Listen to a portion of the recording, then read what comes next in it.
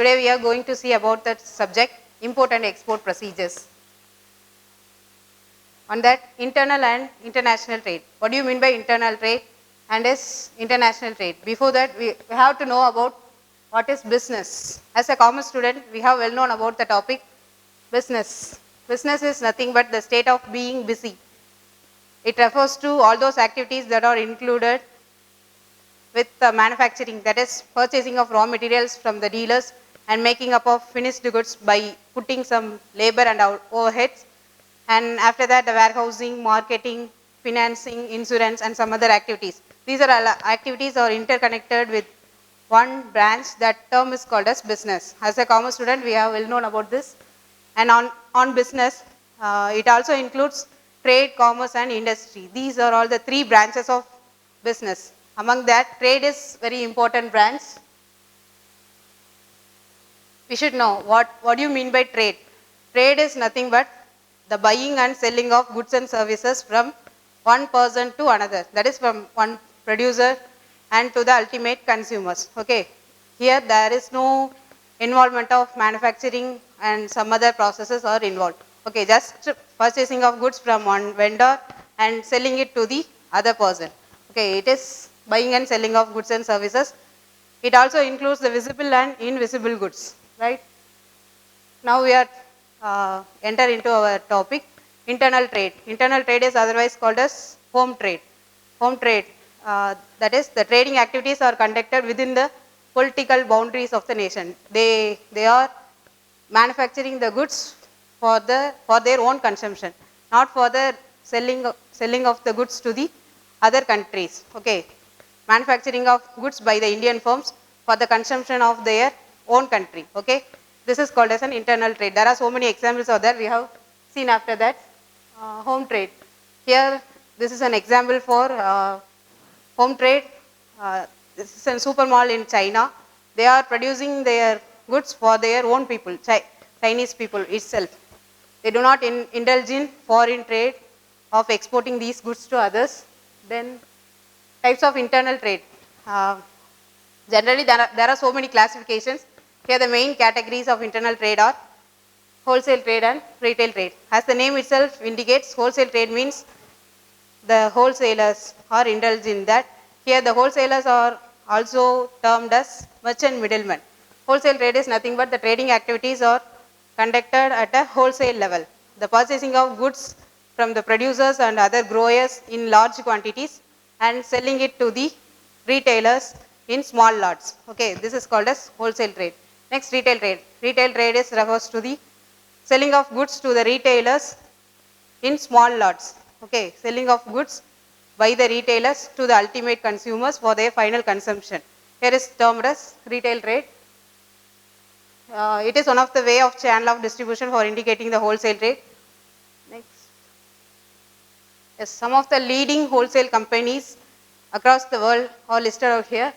Costco Wholesale. It is very familiar in the United States. They are dealing the goods of cargoes, shipping electronics and other appliances. And then Macro Electricals. This company is located in Poland. It is very familiar international cash and carry business. And then Supreme Medicals. This is located in India. That is in Tamil Nadu. Next. Yes, the top 10 Indian wholesalers for wholesale buying. These are all the Indian companies are listed out here for category wise listed here for domestic consumer goods. Mimilia Technologies Limited, Club Network Limited. These are all very familiar in Rajasthan and Haryana. They are dealing with only the domestic consumer goods. They are producing the goods for only in Indian people. Okay, then especially for women wear, Surat Wholesale Shop and Paridan Global Exports. These are all especially for women wears and accessories, and this location is in Surat. Then apart from direct selling, the online wholesale websites are listed out here. We are crossing out daily these terms: India Mart, Trade India, Wholesale Box, E-India Sale, Wholesale Bazaar. These are all the websites available for wholesale purchasing for the general products. These all websites are located in India. And then, yes, retail trade, as we are already said that, retail trade refers to the trade which is directly to the consumers for their final consumption. These are all the examples for retail trade. Walmart, SM Supermalls and Watson Pharmacy, these are all retail trading in India. Then, yes, next, international trade. Apart from internal trade, the trading activities are conducted across the political boundaries of the nation. Trading activities, purchasing of goods from one country and selling it to the other countries. Okay, this is termed as international trade. It is otherwise called as foreign trade or external trade. There are so many terms are used here. Here, there are so many ways of mode of transport indulged in the international trade. Here is that through airway, through shipping mode, and through some other way of transporting, the international trade has to be occurred. Next. Yes, types of international trade. There are generally three categories of international trade: export trade, import trade, and anti-import trade or re-export. Okay. Export trade, as the name indicates, we have to well known that we have purchasing goods from foreign countries to our country, domestic country. That is, for example, if Indian firms are purchasing goods from US, that is called as import. We are exporting goods to other countries, means that trade is called as an export trade. Anti-import trade is just different from that, these two trades. Anti-import trade, the name itself has its meaning, re-export. We are purchasing the goods for the purpose of exporting to other, not for our country's own consumption. Okay, that is called as anti-import trade. Yes, sale of goods from domestic countries to foreign countries. Anti-import trade is, as we are already said, purchasing of goods from one country for the purpose of export it to the other. That is called as re-export. Next. Yes, there should be a balance of trade. Balance of trade, this is an important topic for us. Balance of trade. It's the difference between the value of exports and the value of imports. As we already known, there should be a balance between the imports value and the exports value. It's the difference. For example, if a country is more concentrating on export, means that should be a disequilibrium level. So this should be result in the country's devaluation and some other problems may occur. Okay, so we need to keep it in a balance of trade. Yes, there may be two ways of balance of trade. A positive balance of trade may be termed as trade surplus, and it is a negative manner. It is called as trade deficit. Right. Yes, next, balance of payment. It is nothing but it deals with only the value of foreign currencies, exchange of currencies from one country to the other. That is termed as balance of payment. It is the difference between the value of imports, that is receipts from foreign countries, and payments to the foreigners by the residents of the countries. Okay, there should be a balance between the receipts and payments in international trade. That is termed as balance of payment.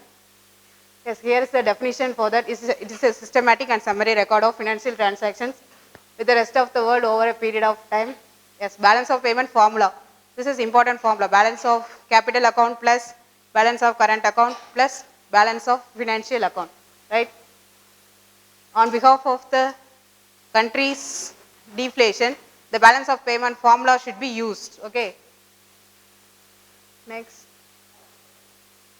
Yes, here this picture clearly explains that why I indicate this picture in this slide means here a person or a country tries to keep a balance between the two countries' currencies. Okay, here between dollar and yen, the country should try to keep a balance between these two. This is called as balance of payment. Okay. Yes, balance of payment equilibrium. This is the value of position of keeping the capital account and current account balance should be zero. Okay, that term is also called as ex post concept. Yes, in India during 1992 to 93, there is a very familiar, that is a satisfactory balance of payment level positions due to these following reasons: high earnings from invisible and rise in external commercial borrowings. Due to these reasons, our India also keep a balance of payment position in a very satisfactory level during this 1992 to 93. This is just reverse to the equilibrium position. The value of not maintaining the balance of capital account and current account at a satisfactory level, right? Yes, these are all the causes for disequilibrium in balance of payment position in India. There are so many factors affecting these balance of payment disequilibrium level. Among that, the two important points are highlighted here: speedy economic development and also high population growth. These two factors are mostly affected the balance of payment position. It may be in a disequilibrium level. Okay. Yes. Balance of payment position in India only decides the value of rupee. Rupee value is equivalent to the US dollars. It only decides. Okay, if a balance of payment position in India is favorable to the concern, it may be the rupee value is equivalent to the US dollar is favorable to us. Okay, in reverse, it is affected. Yes, what are all the ways to overcome this disequilibrium level? There are so many points: depreciation, devaluation, import control, export promotion, exchange controls, production of import substitutes, monetary policy, and then capital imports. Here the depreciation represents exchange depreciation. Okay, the value of foreign currency or our domestic currency should be depreciated, means it helps to encourage the exports, right? Next, devaluation. The value of for our own currency, domestic currency, should be overvalued, means the devaluation position should be maintained. Okay, then import control. There are so many import restrictions are imposed by our government in order to control the disequilibrium level. Next, exchange control. There are so many monetary, fiscal policies and exchange control policies should be levied by our government in order to maintain a equilibrium level in balance of payment position. And then production controls, exchange controls, monetary policy, capital import. That is importing of capital goods rather than commercial goods. Okay, capital goods, we are well known that by importing by machinery, some other capital means of goods. Okay, rather than importing from other countries, we have to produce by our own. That is called as production of import substitutes. In order to substitute the importing goods, we have to produce by ourselves by means of other level of productions. Okay, these are all the ways to control the disequilibrium level. There should be a stability in balance of payment. We have already seen. Yes, as we are already seen, balance of trade, in case of favorable balance, that is termed as trade surplus. In case of unfavorable balance, that is trade deficit. Like that, in the case of balance of payment position also, there should be a deficit and surplus position. Okay, in case, suppose if we are exporting more than the import, that is called as surplus position. It is in reverse in the manner of deficit. Okay. And then specimen. Yes. Balance of payment position should be calculated by keeping this specimen as a format. Okay.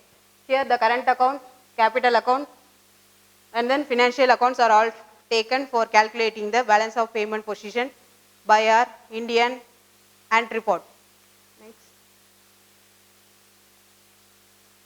There is a difference between the balance of trade and balance of payment. Balance of trade means, as we are known, export is more than the import, it is favorable. If it is in reverse, it is unfavorable. Like balance of payment means we have to keep ourselves, we have to discourage the imports by making some loans. Okay. So here the unfavorable positions will be solved by making these two policies by our country. If balance of trade position is in unfavorable position, we have to do to buy goods and services from our domestic countries. Okay, we have not indulged in foreign countries. Then balance of payment position means we have to stop taking loan from other countries. These two ways we have to control our balance of trade and balance of payment unfavorable position. Right? Yes, thank you.